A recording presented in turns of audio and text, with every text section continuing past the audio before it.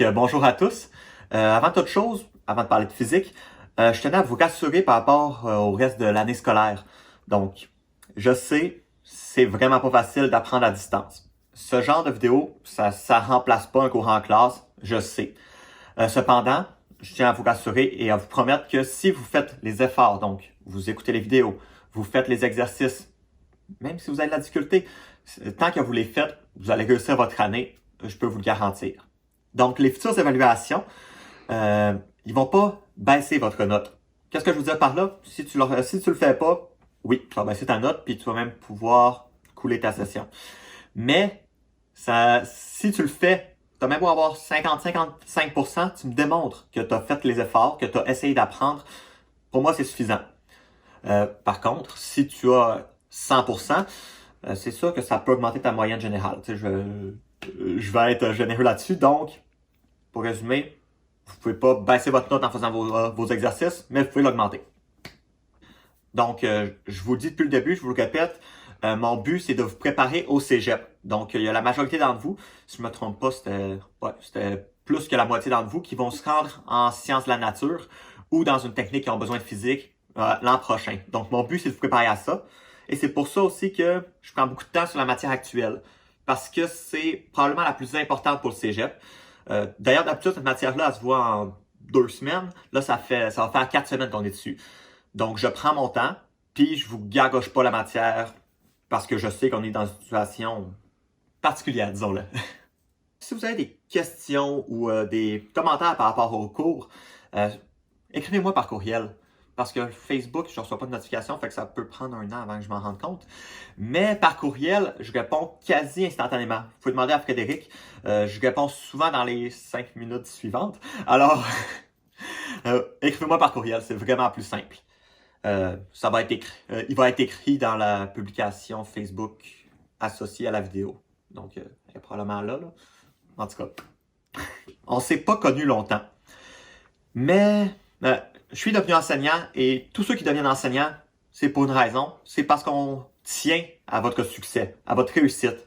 Puis là, je parle pas juste de votre réussite, on veut que vous passiez notre cours. Non, on tient vraiment à votre réussite au niveau de votre carrière. Donc, on veut que vous accomplissiez. Peu importe ce que vous voulez faire, vous voulez être musicien, go for it. Essayez d'accomplir vos rêves. Vous voulez être artiste, allez-y. Vous voulez être chimiste, ça me fait plaisir. Mais tout ce que je veux, c'est que vous accomplissiez vos rêves.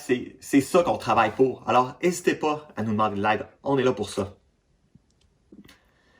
Bref, lâchez pas. Je sais que la situation peut être très, très stressante et difficile pour certains d'entre vous. J'ai moi-même vécu énormément d'anxiété généralisée quand j'étais plus jeune. Alors, je peux comprendre votre situation. Mais vous êtes fort.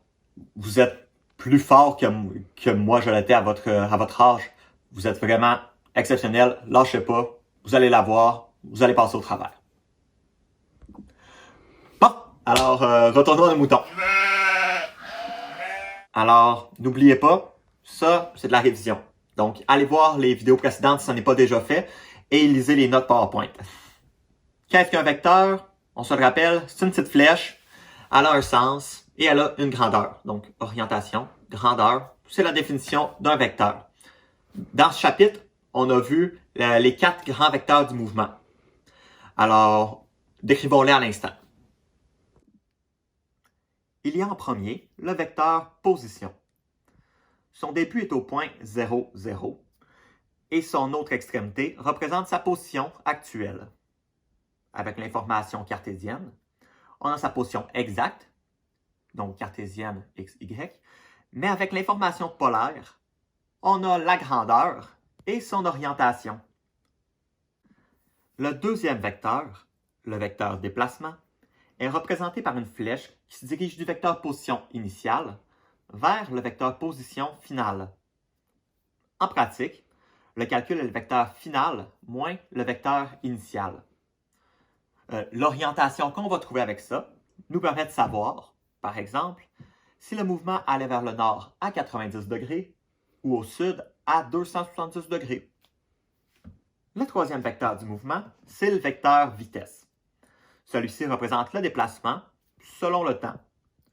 Cela veut dire en pratique qu'il a la même orientation que le vecteur déplacement. toujours la même orientation.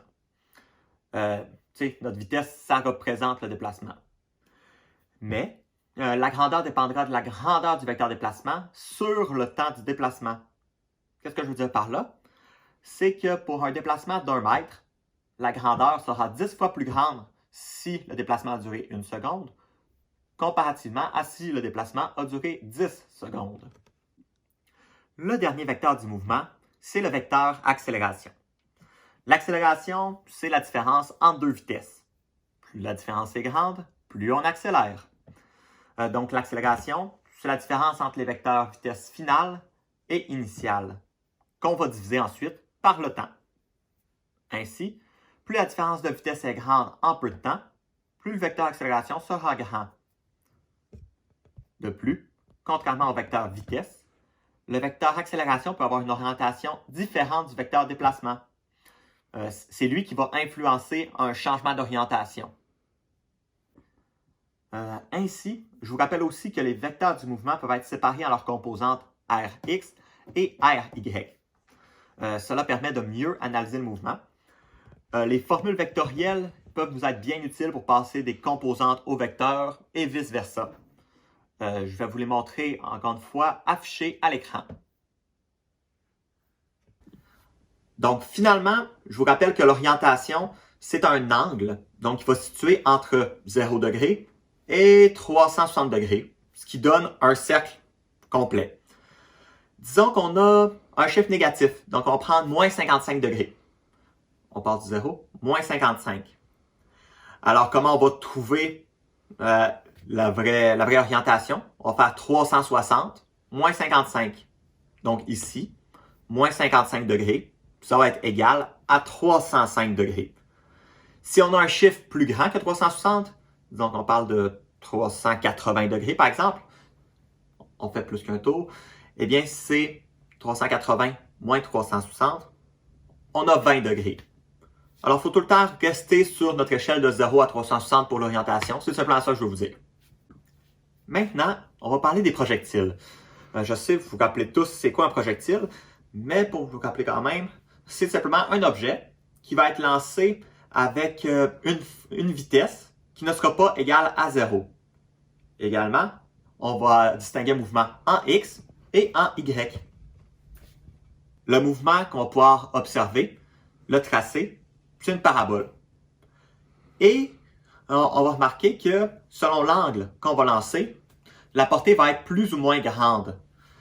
La meilleure portée, c'est avec l'angle magique 45 degrés. À 45 degrés, tu vas avoir une portée qui va être maximale.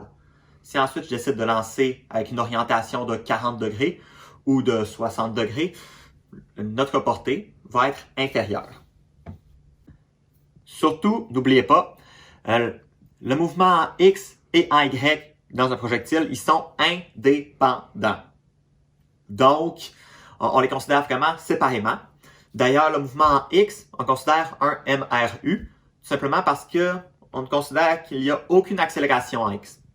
Tandis qu'en Y, ça va être un MRUA, soit un mouvement uniformément accéléré, qui va être en chute libre. D'ailleurs, les formules qui vont être utilisées, ça va être les mêmes que pour les MRU et MRUA. Donc, on prend les formules en MRU en X et en MRUA en Y.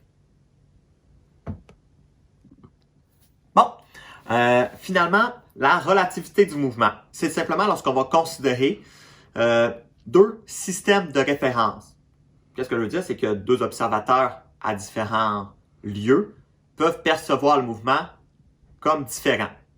C'est vraiment ça des systèmes de référence, deux observateurs à différents endroits. Prenons l'exemple du petit gars qui lance une balle en bas de l'école. Alors si on prend l'observateur ici qui est en face de l'école, on lance la balle. Qu'est-ce qu'on observe? C'est vraiment juste un mouvement en chute libre. Maintenant que vous êtes l'observateur sur le côté de l'école, vous voyez le petit gars lancer la balle. Vous avez vu maintenant le mouvement en X également. Donc c'est ça la relativité du mouvement. Alors que quand vous étiez là-bas, qu'est-ce que vous observiez? C'était une simple chute libre. Maintenant, vous voyez un projectile. Prenons un autre exemple. Ici, Yoshiver est sur un bateau. Yoshi bleu, c'est l'eau du bateau. Et moi, je vais observer la scène. Alors, Yoshi vert, il avance. Il regarde sur son panneau de bord, sur le bateau, et il voit qu'il se déplace à 10 mètres par seconde. Moi, quand j'observe, pourtant j'observe qu'il va à 12 mètres par seconde. Comment ça?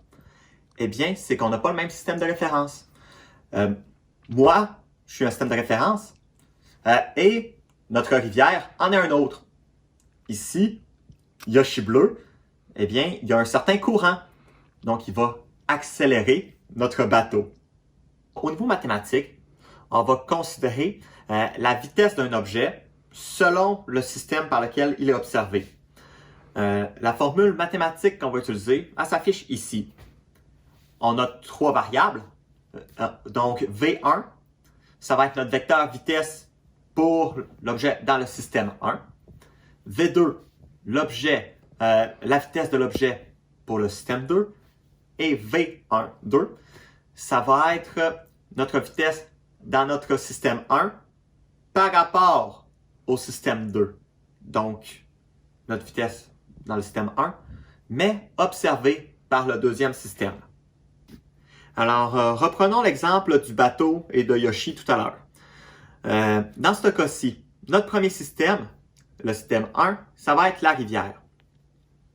Le système 2, ça va être la rive. Donc, là où que moi, l'observateur, je suis assis et que je regarde la scène. Maintenant qu'on sait nos systèmes, définissons nos vecteurs vitesse. V1, ça va être la vitesse de la rivière.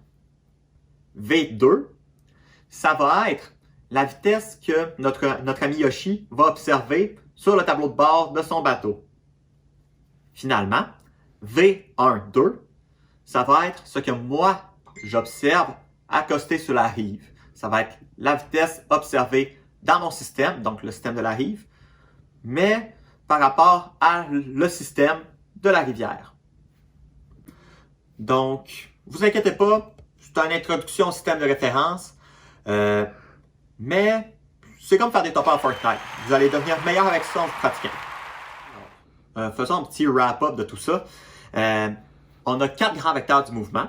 Ces mouvements peuvent être décomposés en X et en Y. Et on peut les définir soit en cartésien avec X, Y, ou plutôt avec leur grandeur et leur orientation. Pour un projectile, c'est sensiblement la même chose. En fait, qu'est-ce que je veux dire par là, c'est qu'on va décomposer le mouvement en X et en Y. Donc, dans un X, dans le mouvement en X, ça va être un MRU, tandis que dans le mouvement en Y, ça va être un MRUA. On va utiliser les formules qu'on utilisait dans le chapitre précédent et qu'on utilise depuis le début. On va les utiliser encore ici. C'est comme ça qu'on va pouvoir trouver le mouvement de notre projectile et donc on va trouver notre parabole et qu'on va être capable de trouver notre portée, notre hauteur maximale. Finalement, la relativité du mouvement, c'est la vitesse vue par différents systèmes de référence. Alors, par exemple, s'il y a un ballon qui est lancé, un des systèmes de référence pourrait être l'avion dans les airs qui observe le mouvement, alors que l'autre, ça pourrait être la personne au sol qui l'observe. Le grand défi dans la relativité du mouvement, c'est de trouver nos différents systèmes de référence. Là, j'ai fait des exemples avec 2 systèmes, mais plus tard dans votre carrière, si vous poursuivez là-dedans, vous allez voir qu'il peut y avoir 2, 3, 4, 5, 6, 12 systèmes de référence. Mais bon, là pour l'instant, on reste à 2, 3 et vous allez devenir bon. Alors, j'espère que ce résumé vous a aidé à comprendre des parties de matière que vous aviez moins compris. Si vous avez des questions, je suis toujours disponible pour y répondre. Encore une fois, je vous conseille les courriels. Donc sur ça, lâchez pas, courage, on va réussir. Vous allez tous continuer votre parcours scolaire à l'automne. Je sais que vous allez être capables.